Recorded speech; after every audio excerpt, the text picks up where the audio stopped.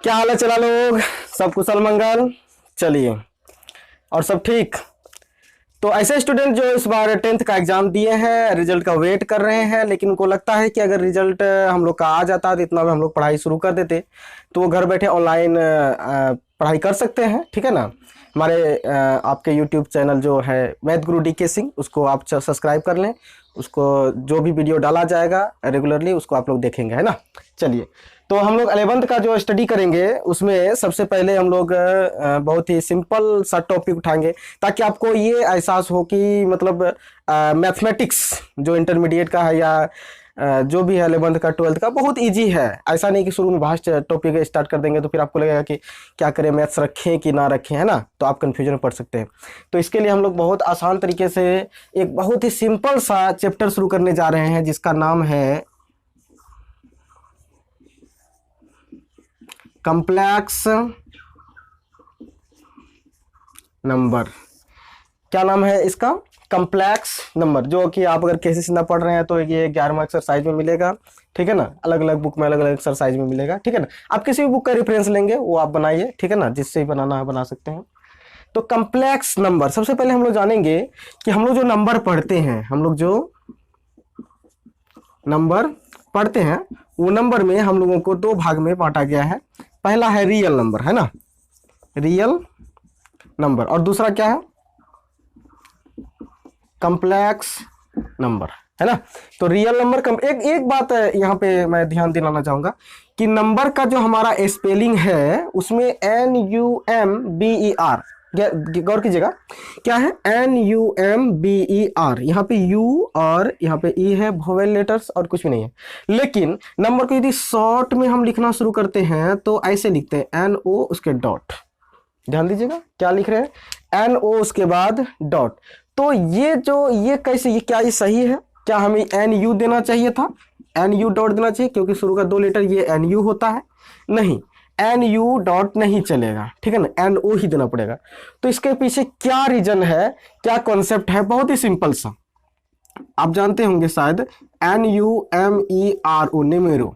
Numero, ये जो हमारा शब्द है ये हमको ग्रीक वर्ड से लिया गया है, न्यूमेरो। इसका मतलब यही नंबर होता है, और इसी का फर्स्ट N और लास्ट O दोनों को मिला करके हम लोग यहाँ पे डॉट देते हैं, इसीलिए नंबर का शॉर्ट हो जाता है NO डॉट। ठीक है ना। इसको हम लोग नंबर बोलते हैं। इसको कभी कभी इस रूप में भी लिखा जाता है। ठीक है ना, O दे करके ऊपर में छोटा सा लाइन दे देंगे तो ये भी नंबर ही होता है। चलिए, खैर हम लोग जहाँ पे थे उस टॉपिक में आते हैं। हम लोग ये सीख रहे थे कि नंबर जो होता है वो आपको एक रियल नंबर है, दूसरा आपका क्या लिखा हुआ है, कॉम्प्लेक्स नंबर, यानी कि इसको हम लोग बोलते हैं रियल के अलावा इमेजनरी नंबर। ठीक है ना। आगे हम लोग धीरे धीरे सब कुछ सीखते जाएंगे बारी बारी से। ठीक है, रियल नंबर और आपका इसको कॉम्प्लेक्स को हटा करके हम कह सकते हैं इमेजनरी नंबर। Imaginary number. तो रियल नंबर क्या है और इमेजनरी नंबर क्या है, इस पर हम लोग को डिस्कस करना सबसे पहले। उसके बाद आते हैं कॉम्प्लेक्स पर। ठीक है ना। सबसे पहला, रियल नंबर वैसे संख्या है जो कि अगर स्क्वायर करने पर नेगेटिव ना हो तो वो हमारा रियल नंबर है। एक ऐसी संख्या जिसका वर्ग नेगेटिव ना हो, यानी कि पॉजिटिव हो, नेगेटिव ना हो यानी पॉजिटिव हो, या फिर क्या हो, जीरो हो, तो वो हमारा रियल नंबर है। मतलब एक ऐसा रियल नंबर क्या है, इसका स्क्वायर करने के बाद जो भी नंबर आएगा वो हमारा नॉन नेगेटिव होगा, यानी कि जीरो या जीरो से क्या होगा, बड़ा होगा, उसको हम लोग रियल नंबर कहेंगे। इमेजनरी नंबर क्या होता है? इमेजनरी नंबर में होता है कि कोई भी नंबर है उसको स्क्वायर करने के बाद हमको क्या प्राप्त होगा, नेगेटिव प्राप्त होगा, तो वो हमारा हो जाएगा इमेजनरी नंबर। तो क्या ध्यान दीजिएगा, रियल नंबर और इमेजनरी नंबर में डिफरेंस क्या हमको बेसिक मिला कि एक होता है रियल नंबर जिसको कि स्क्वायर करने पर हमको हमेशा पॉजिटिव और जीरो मिल सकता है, और इमेजनरी नंबर क्या होता है कि जिसको स्क्वायर करने के बाद हमको क्या मिलता है, नेगेटिव मिलता है, तो वो हमारा इमेजनरी नंबर होगा। ये काल्पनिक है ना, और ये हमारा वास्तविक है। ठीक है। चलिए, तो ये बेसिक डिफरेंस है दोनों के बीच में। आइए हम लोग आगे जानते हैं कि इमेजनरी नंबर का क्या कॉन्सेप्ट है। ठीक है, चलिए शुरू करें थोड़ा सा। तो 11th के स्टूडेंट आप लोगों को ज़्यादा हड़बड़ी नहीं होना चाहिए कि पूरे क्रैश कोर्स टाइप में पढ़ा जाए, ऐसा नहीं, पूरे डीप से पढ़ेंगे हम लोग, ठीक है ना। ऐसे पढ़ेंगे जैसे कि हम लोगों को 11th का तो सवाल सॉल्व हो, जो भी बुक से सॉल्व करना हो, हाई लेवल का भी बुक से सॉल्व करना हो, केसी सिन्हा से, RD शर्मा से, है ना, जिससे भी सॉल्व करना हो। उसके अलावा अगर आप जेई का बुक सॉल्व करना चाहते हैं तो उसको भी सॉल्व कर सकते हैं, उसमें सवाल हम अलग अलग बताएंगे, ठीक है ना। चलिए, तो सबसे पहले जानते हैं, जैसे हम लोग बचपन बेसिक फैक्ट्स, कुछ बेसिक बातें हम लोग पहले जानते हैं। जैसे कि बचपन में अंडर 10th में हम लोगों को द्विघात समीकरण आता था, उसको हम लोग सॉल्व करते थे, एक्स का वैल्यू फाइंड आउट करते थे, डी निकालते थे, है ना। तो सबसे पहले जैसे कि अगर कोई समीकरण आ गया x² - 4 इक्वल टू हमारे पास 0 रहता था और इसको सॉल्व करना होता था तो बहुत इजीली हम लोग सॉल्व करते थे। कैसे? x² = 4 को उठा के उधर ले गए तो ये हमारा 4 हो गया, पॉजिटिव, नेगेटिव से उधर गया तो पॉजिटिव। अब देखिए x का जो वैल्यू है ये स्क्वायर उधर जाता है तो रूट अंडर क्या हो जाता है? 4 हो जाता है। अब 4, ये रूट अंडर 4 जो दिख रहा है हमें, ये 4 किससे बना हुआ है? ये 4 हो सकता है कि -2 × -2 से बना हो, या फिर यही 4 हो सकता है कि ये बना हो रूट अंडर 2 × 2 से। 4 बनने के पीछे 2 रीजन, या फिर या तो ये 2 × 2 से बना होगा या तो -2 × -2 से बना होगा। तो हम लोग रूट का क्या नियम सीखे हैं? रूट से कोई भी संख्या कब निकलेगा? जब उसका जोड़ा हमको मिलेगा तो उसी को हम बाहर लिखेंगे विदाउट रूट। तो हमको ये 2 संख्या दोनों का जोड़ा मिल रहा है जिसको हम बाहर में लिखेंगे -2, इसका सोल्यूशन आ रहा है। यहाँ से वही 4 का इस तरह से अगर हम खंड करते हैं तो 2 × 2 मिलता है, इसका भी जोड़ा मिल रहा है तो यहाँ पे 2 हो गया। तो एक जगह पॉजिटिव आया, दूसरा जगह क्या आया? नेगेटिव। तो इसीलिए कहते हैं कि x का जो वैल्यू हमको निकल करके आ रहा है वो +-2। क्या निकल करके आ रहा है? +-2। तो इसका मतलब है कि x² - 4 = 0 रहेगा तो x का वैल्यू +-2 आएगा, है कि नहीं? बहुत ही आसान। इसी में थोड़ा सा ट्विस्ट लाते हैं कि यदि ऐसा हो जाए, कैसा? x² माइनस की जगह +4, यहाँ पे माइनस था अब हमने क्या कर दिया? प्लस कर दिया।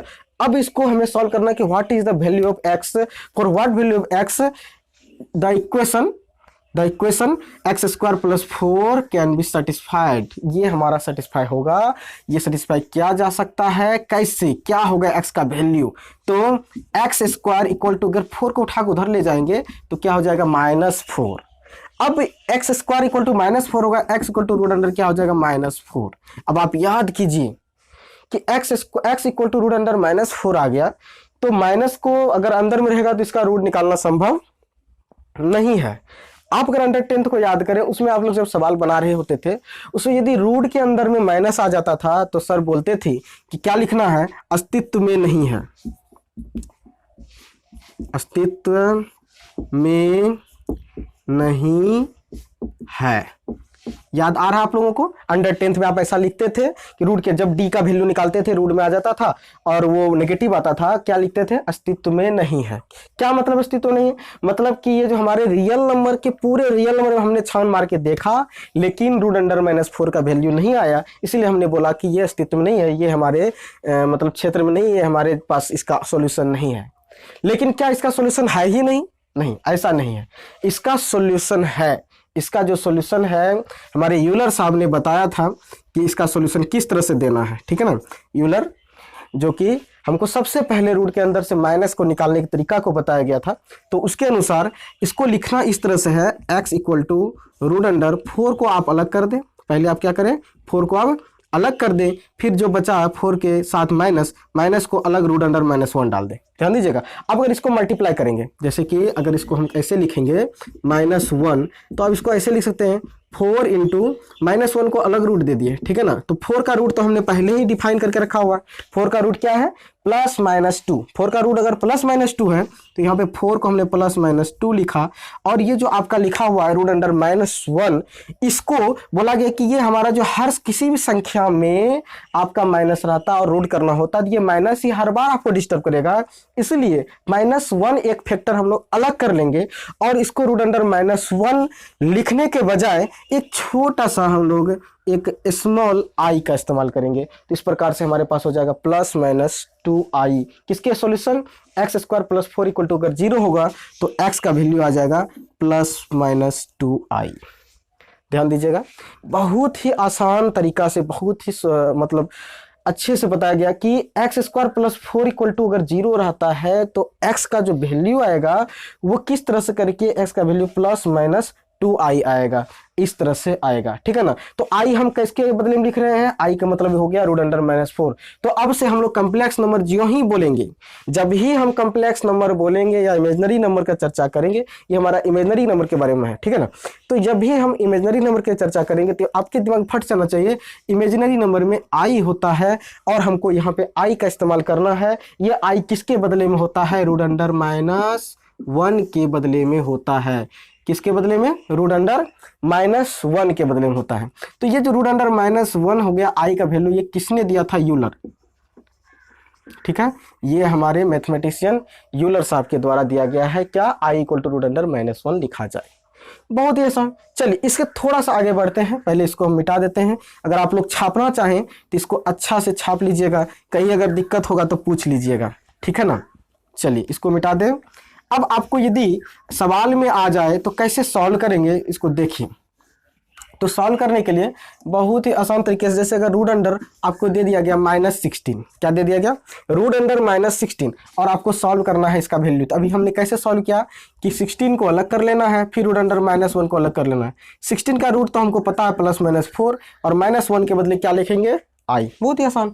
अगर आपको रूट अंडर -27 दे दिया गया तो सबसे पहले फिर से माइनस को अलग करना है और 27 को अलग लिखना है। 27 का रूट क्या होता है, 3√3।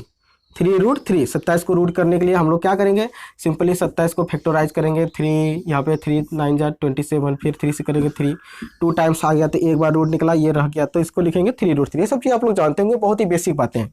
रूट अंडर क्या हो गया, ये -1 के बदले आई, यहाँ पे प्लस माइनस आप डाल सकते हैं। तो 27 का रूट हो गया +-3√3 i। तो इस प्रकार से कोई भी संख्या जो कि रूट के अंदर में आ गया है, इसको हम लोग आसानी से सॉल्व कर सकते हैं। इस तरह से हम लोग लिखेंगे इसको i के रूप में, ठीक है ना। सवाल में आता है आपको कि convert into i, convert into iota. ये जो i है, ये जो i जो आया है, ये i किस शब्द से उठाया गया है, IOTA। ध्यान दीजिएगा, आई किस कहाँ से लिया गया है, IOTA, आयोटा नामक शब्द से लिया गया है। आयोटा का अगर हिंदी डिक्शनरी मीनिंग आप खोजेंगे तो आपको मिलेगा तनिक सा, है ना, ये आपको तनिक सा लिखा हुआ रहता है। तो आयोटा वर्ड से लिया गया है ये i, वहीं से लेकर के i हम लिखते हैं किसके बदले, रूट अंडर -1, ठीक है ना।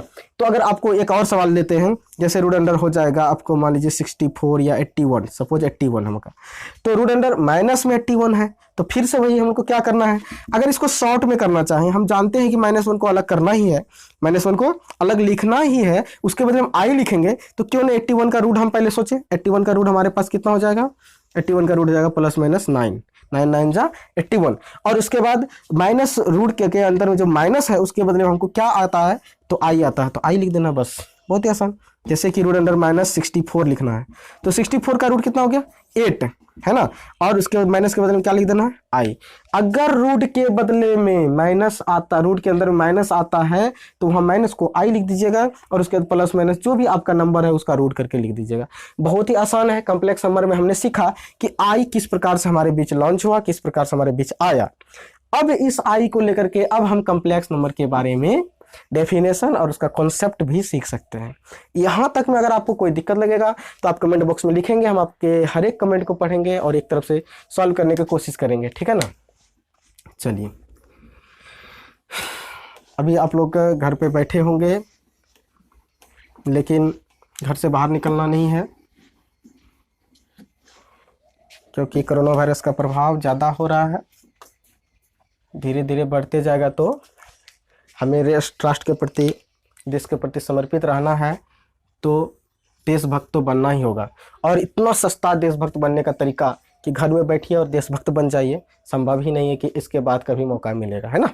चलिए, तो कॉम्प्लेक्स नंबर में हम लोगों को अब आगे सीखना है कि कॉम्प्लेक्स नंबर तब क्या है। सर आपने बताया कि रियल ये है, इमेजनरी ये है। इमेजनरी से हमको i पता चला, i एक आया, जो कि i किसके बदले में आया, रूट अंडर -1 के बदले में आया। फिर से एक बार, i बराबर कितना आ गया हमारे पास, रूट अंडर -1, इसके बदले में आया। तो अब हम i को देख लिए, रूट अंडर -1 है, तो हमको क्या डेफिनेशन कॉम्प्लेक्स नंबर का आएगा।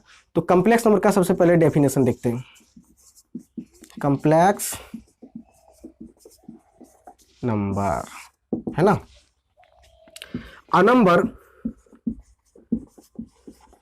of the form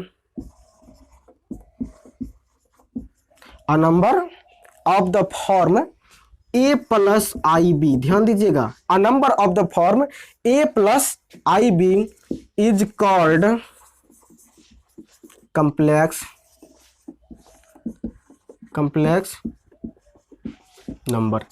कोई ऐसा संख्या जो a प्लस आई के बी में a प्लस आई बी के रूप में लिखा जा सकता हो, कोई ऐसी संख्या जो कि a प्लस आई बी के रूप में लिखा जा सकता हो, है ना। A number of the form a plus i b is called complex number, where, जहां पे कि आपको जो i दिख रहा है, ये i आपका रूट अंडर -1 के बदले में है, एंड a और b ये जो दोनों दिख रहा है, ये दोनों ही हमारे रियल नंबर से लिया गया है। ये दोनों कहां से लिया गया है? रियल नंबर से, है कि नहीं।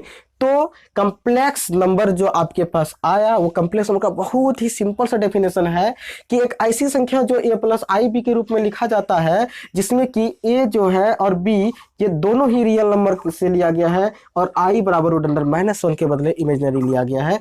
इसको मिला करके हमको बना है कम्प्लेक्स नंबर। क्या बना है? Complex number. जैसे कि उदाहरण से आप देख सकते हैं, कम्प्लेक्स नंबर का एग्जाम्पल हो जाएगा कि जैसे 3 + 2i, है ना, कुछ भी इस तरह से, 5 - 6i, 7 + 8i, है ना, 3। जैसे कि आपको कुछ डिफरेंट लेते हैं, जैसे कि अगर हमने लिख दिया सिर्फ सिंपल 4 लिख दिया, और आपको पूछा गया क्या ये कम्प्लेक्स नंबर है, ये 4 क्या ये कम्प्लेक्स नंबर है, तो आप तो डायरेक्ट बोलेंगे कि नहीं सर ये तो रियल नंबर है, क्योंकि ये इस फॉर्म में नहीं। मैं कहता हूं कि ये कम्प्लेक्स नंबर है। क्यों? क्योंकि इसको हम इस रूप में लिख सकते हैं, a प्लस आई बी के रूप में लिख सकते हैं। कैसे लिख सकते हैं? यहाँ तो 4 है, इसको हम लिखेंगे 4 + i × 0। गौर से देखिए तो उस रूप में हो गया। a की जगह क्या है? 4 है, b की जगह क्या है? 0। अगर 0 को i से मल्टीप्लाई करेंगे 0 हो जाएगा, 0 + 4 4 हो जाएगा, हो गया ना। तो इसका मतलब हम 4 को क्या लिख सकते हैं? 4 + i × 0। तो इसका मतलब ये a प्लस आई बी के रूप में 4 है, और ये कम्प्लेक्स नंबर हुआ।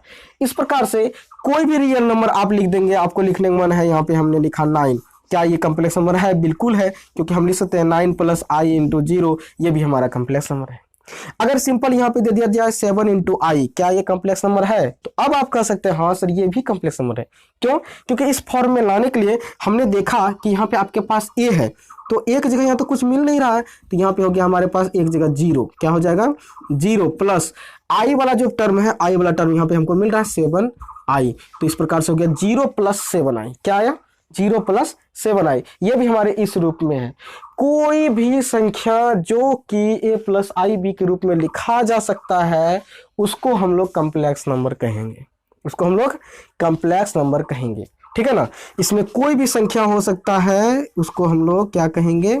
कम्प्लेक्स नंबर, जो कि इस रूप में लिखा जाए। तो सिंपल सा डेफिनेशन आपको समझ में आ गया होगा। A number of the form a plus i b is called complex number. एक ऐसी संख्या जो कि a प्लस आई बी के रूप में लिखा जा सकता है, जहां पे कि i बराबर रूट अंडर -1 होता है, और a प्लस बी जो है आपका, ये दोनों रियल नंबर है। इसको हम लोग क्या कहेंगे? Complex number. उसका कुछ एग्जाम्पल यहाँ पे आपको दिया गया है, बहुत ही आसान।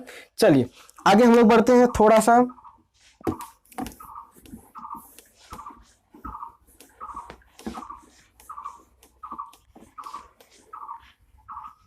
चलिए तो नेक्स्ट हम लोग लेते हैं कुछ फैक्ट्स और कुछ बातें जो कि इस पर करना चाहिए हम लोगों को। इसको करते हैं। सबसे पहले कम्प्लेक्स नंबर का जो सिंबल होता है, पहला नंबर पॉइंट में हम लोग जानते हैं सिंबल। कम्प्लेक्स नंबर का जो सिंबल होता है वो आपको एक तो जेड होता है, दूसरा जेड तो ये तरीका है, जेड को थोड़ा सा बीच में क्या करना है? काट देना, थोड़ा सा, मतलब बहुत ही छोटा सा लाइन देना है, और जेड को काट देना। ये हो जाता है हमारा कम्प्लेक्स नंबर का चिन्ह, है ना। तो कम्प्लेक्स नंबर को इससे या इससे भी नोट करते हैं, लेकिन आपको जनरल बुक में क्या होता है, इस तरह का प्रिंट नहीं मिलेगा आपको। किस तरह का प्रिंट मिलेगा? इस तरह का प्रिंट मिलेगा। तो ये होता है हमारा कम्प्लेक्स नंबर, है ना। जेड से कम्प्लेक्स नंबर को दिखाते हैं। कम्प्लेक्स नंबर का जो हमारे पास, अगर सिंपल एक नज़र में एक बार बोला जाए कि कम्प्लेक्स नंबर क्या है, कौन सा है, तो आप लोग direct a plus i b use करेंगे। क्या बोलेंगे? a plus i b. बस ए प्लस आई बी बोल दिया मतलब ये कम्प्लेक्स नंबर हो गया। कम्प्लेक्स नंबर का फॉर्म यही है। इसमें आपको दो पार्ट दिखता होगा, तो जेड बराबर हमारे पास क्या हो गया, ए प्लस आई बी, ये हमारा फॉर्मूला फ्रेम निकला। ए और बी की जगह कुछ बुक में आपको एक्स प्लस आई वाई दिखेगा, तो इसका मतलब ये नहीं कि हमने जो बताया गलत है या फिर ये गलत है, दोनों सही है भाई। यहाँ पे एक्स और वाई की जगह पी प्लस आई क्यों लिखा जा सकता है, कोई दिक्कत नहीं, एक ही चीज है। यहाँ पे जो आपको दिख रहा है ना ए और बी, क्या दिख रहा है, चला आपको a plus i into b, आप गौर से देखेंगे ये ए जो कि इसमें कम्प्लेक्स नंबर यानी कि आई लगा हुआ नहीं है, ये जो है इसमें आई लगा हुआ नहीं है, ये आपको पूरे तरह से रियल पार्ट को कंटेन करता है। तो ये हमारा हो गया प्योर, ये रियल है ना, रियल पार्ट ऑफ जेड। हमारे कम्प्लेक्स नंबर दो पार्ट से बना होता है। हमारे कम्प्लेक्स नंबर कितने पार्ट से, दो पार्ट। एक पार्ट होता है रियल जिसमें कि आई लगा हुआ नहीं होता है, एक पार्ट होता है इमेजनरी जिसमें कि आई लगा होता है। तो रियल और इमेजनरी दो पार्ट मिलकर के कम्प्लेक्स मतलब जटिल मिश्रण, मिश्र ये मिश्रित होकर के संख्या बनता है जिसको मिश्र संख्या बोलते हैं, है ना। मिश्र संख्या होने के लिए मिश्रण तो होना ही चाहिए। पहला मिश्रण किस चीज का, रियल पार्ट का, दूसरा मिश्रण किस चीज का, इमेजनरी पार्ट का, दो पार्ट मिलाकर तब क्या बनता है, कम्प्लेक्स नंबर। तो रियल पार्ट ऑफ जेड हमारा ये ए है और ये जो बी है ये हमारा क्या है, इमेजनरी पार्ट ऑफ जेड। तो ये आर ई जेड किसके लिए लिखते हैं, आर ई देकर के जो हमने जेड लिखा इसका मतलब है रियल पार्ट ऑफ जेड। और ये जो आई एम लिखा गया है इसका मतलब हुआ कि इमेजनरी पार्ट ऑफ जेड। तो पहला हो गया आपको रियल पार्ट ऑफ जेड और दूसरा हो गया इमेजनरी पार्ट ऑफ जेड, ठीक है ना। इसको आर ई जेड लिखते हैं। इसको कुछ बुक वाले इस तरह से भी लिखे हैं, कैसे, आर देकर के जेड मतलब रियल पार्ट ऑफ जेड, आई देकर के जेड मतलब imaginary part of Z. Generally ये चलता है, लेकिन कुछ इस तरह से भी लिखा जाता है तो कोई फर्क नहीं पड़ता है। इसको भी आप लोगों को समझना है कि ये R for real part of z and i for imaginary part of z. तो इस प्रकार से हमने देखा कि ये इसका सिंबल है आपका जेड, इस तरह से लिखा जाता है। अगर आपको कुछ सवाल दे दिया जाए कि रियल पार्ट और इमेजनरी पार्ट को चुने, कैसे हमको पता चलेगा कि रियल पार्ट क्या है और इमेजनरी पार्ट क्या है, तो उसके लिए आप लोगों को क्या करना है, ध्यान दीजिएगा। जैसे एक कम्प्लेक्स नंबर लिया हमने जेड बराबर 3 + 2i, तो अब आपको पूछा जाएगा real part of z, real part of z is equal to क्या होगा। तो आपको देखना है कि रियल मतलब जिसमें कि आई लगा हुआ नहीं है, तो कौन सा है, 3, तो ये हो गया हमारा रियल पार्ट ऑफ जेड। क्या हो गया, रियल पार्ट ऑफ जेड। और इमेजनरी पार्ट ऑफ जेड अगर आपको निकालना है जिसके साथ में आई लगा हुआ है वो आपका इमेजनरी पार्ट ऑफ जेड है ना। तो 3 हो गया आपका रियल पार्ट ऑफ जेड और इमेजनरी पार्ट ऑफ जेड कितना हो गया, 2। आई लिख नहीं देना, यहाँ पे इमेजनरी पार्ट को लेना है, सिर्फ 2 को लेना, आई नहीं लेना है, ठीक है ना। तो ये बहुत ही आसान सा है। अगर आपको वीडियो समझ में नहीं आए तो पीछे कर करके देखिएगा, बार बार रिपीट करके देखिएगा तो आपको समझ में धीरे धीरे आने लगेगा और बहुत ही आसान है ना। चलिए, अगर एक और सवाल इसी में आप लोगों को दे दिया जाए कि जेड इक्वल टू, अगर हमने सिंपल सा लिखा कि 6, क्या लिखा, 6, क्या इसका रियल पार्ट और इमेजनरी पार्ट हमको चाहिए। तो सबसे पहले आप इस 6 को आप समझेंगे कि ये जो हमारा कम्प्लेक्स नंबर है इसमें सिर्फ एक ही पार्ट दिख रहा है, इसका मतलब दूसरा पार्ट गायब हो गया, उसका मतलब वो दूसरा पार्ट क्या हो गया, 0। तो हम इसको पहले इसके स्टैंडर्ड फॉर्म जो है, स्टैंडर्ड फॉर्म क्या है, a + आई बी, इस रूप में कन्वर्ट करने की कोशिश करेंगे। तो 6 को क्या लिखेंगे, 6 + आई इंटू आई के साथ संख्या नहीं है, इसका मतलब वो हमारा क्या होगा, भारतीय अंक 0 है ना, 6 + आई इंटू 0। अब आप समझेंगे कि जेड बराबर आपको क्या मिला, रियल पार्ट ऑफ जेड हमको मिला 6 and imaginary part of Z हमको क्या मिला, 0 है ना। बहुत ही आसान सा है। रियल पार्ट ऑफ जेड क्या हो गया, 6, इमेजनरी पार्ट ऑफ जेड क्या होगा, 0। इसको लिखना जरूरी नहीं है। अगर आपको डायरेक्ट जेड बराबर 6 दिया गया, इसका मतलब है 6 तो रियल जैसा दिखता है क्योंकि रियल पार्ट है वो आई लगा हुआ नहीं है, तो डायरेक्ट आप समझेंगे रियल पार्ट 6 हुआ और इमेजनरी पार्ट नहीं दिख रहा है, इसका मतलब वो क्या है, 0 है, ठीक है ना। जैसे कि एक और सवाल कि जेड बराबर हमने दिया 4i, क्या दिया हमने, 4i, तो इसका मतलब 4 के साथ गुना में i है, इसका मतलब ये इमेजनरी पार्ट हुआ है कि नहीं। तो रियल पार्ट इसका दिखा नहीं, लेकिन हमको रियल पार्ट चाहिए, तो हम लिखेंगे real part of z is equal to 0 and imaginary part of z is equal to 4, ये हो जाता है, ठीक है ना। तो रियल पार्ट और इमेजनरी पार्ट कम्प्लेक्स नंबर में खोजना बहुत ही आसान है। रियल पार्ट जिसमें आई लगा हुआ नहीं होता है, रियल पार्ट जिसमें आई लगा हुआ नहीं होता है, इमेजनरी पार्ट जिसमें आई लगा हुआ होता है, उसको हम लोग रियल पार्ट इमेजनरी पार्ट दो पार्ट मिल करके तब बनता है कम्प्लेक्स नंबर। तो बहुत ही अच्छा वीडियो इस तरह से आप लोगों को देखने को मिलेगा। अगर आप हमारे चैनल में नए हैं तो हमारे चैनल को सब्सक्राइब करें, और वीडियो अगर पसंद आता है तो लाइक करें, हमें मोटिवेट करें और भी वीडियो बनाने के लिए। ठीक है, चलिए मिलते हैं नेक्स्ट लेक्चर में। आज के लिए इतना ही, बहुत बहुत धन्यवाद।